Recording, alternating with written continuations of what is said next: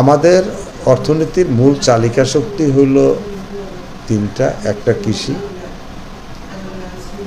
আর হলো আমাদের শ্রমিক ভাই বোনেরা যারা বিদেশে চাকরি করেন আমাদেরকে রেমিটেন্স পাঠান, আর একটা হলো রপ্তানি খাত।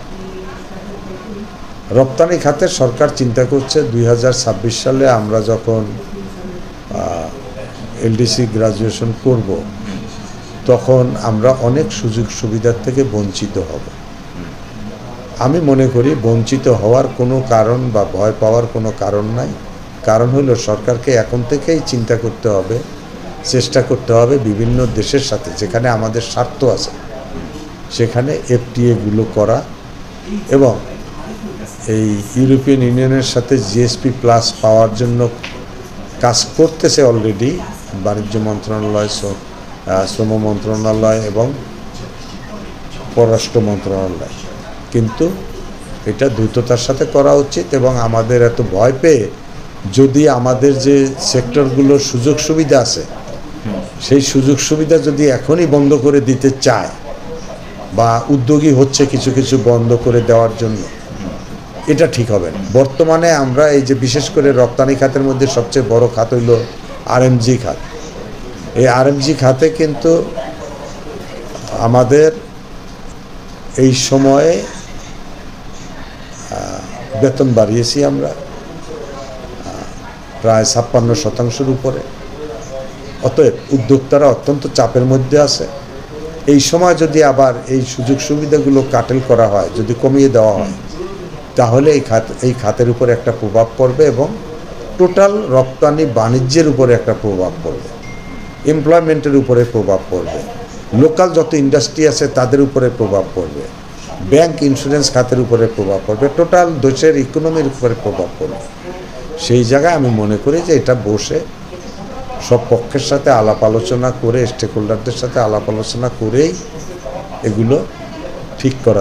মাননীয় প্রধানমন্ত্রীর এই সরকার এই পর্যন্ত যতগুলো বাজেট দিয়েছে প্রতিটি বাজেটই কিন্তু ব্যবসা বান্ধব, ব্যবসাকে মাথায় রেখে ব্যবসাকে কিভাবে পলিসি সাপোর্ট এবং বিভিন্নভাবে এগিয়ে নিয়ে যাওয়া যায় সেই জিনিসটা মাথায় রেখেই কিন্তু প্রতিটা বাজেট দেওয়া হয়েছে। এই বছরও প্রায় 8 লক্ষ কোটি টাকার বাজেট হচ্ছে, এবং আমরা আশা করি এইবারের বাজেটে কিছু কিছু জিনিস আছে যেগুলো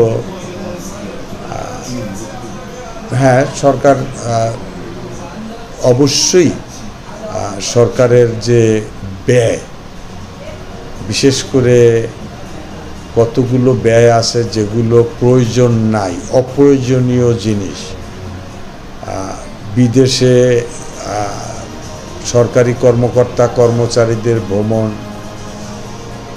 দেশে বিভিন্ন প্রজেক্ট করতে গিয়ে কাউকে খুশি করার জন্য কিছু প্রজেক্ট করা হয়, সেই সব অহেতুক যেসব কাজগুলো এখনই না করলে হয় সেই কাজগুলোর থেকে বিরত থাকা দরকার এখন। কারণ এখনকার যে অর্থনৈতিক মন্দাটা, এই মন্দাটা শুধু বাংলাদেশে না, এটা সারা বৈশ্বিক একটা প্রবলেম। বিশেষ করে কোভিডের পরে রাশিয়া ইউক্রেন যুদ্ধ, তারপরে এই গাজার যুদ্ধ, বিভিন্ন জায়গায় যুদ্ধ বিগ্রহ কিন্তু চলছেই। সারা পৃথিবীতে কিন্তু একটা পূর্ব থেকে পশ্চিম, উত্তর থেকে দক্ষিণ, কোনো জায়গায় কিন্তু শান্তিতে কোনো দেশই নাই। সব জায়গায় একটা অস্থির যুদ্ধ বিগ্রহ, মারামারি, কাটাকাটি একটা লেগেই আছে।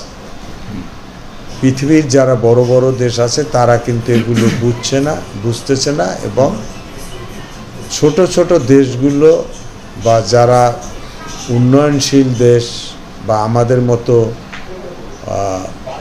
দেশ, তারাই কিন্তু এটার জন্য সাফার করতেছে। আর একটা হলো বৈশ্বিক যে এনভায়রনমেন্টাল যে চ্যালেঞ্জটা আছে এই চ্যালেঞ্জের দিকে এখনও মুখে শুধুমাত্র বলতেছে সব।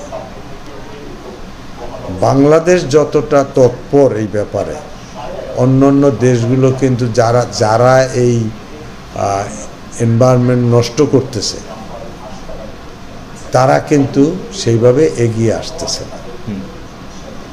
তা আমরা যদি এনভায়রনমেন্টাল এই প্রবলেমটা সলভ না করতে পারি তাহলে কিন্তু আমাদের আগামী জেনারেশনের জন্য বা আগামী দিনগুলোতে সারা পৃথিবীতে একটা অস্থির অবস্থা বিরাজ করবে।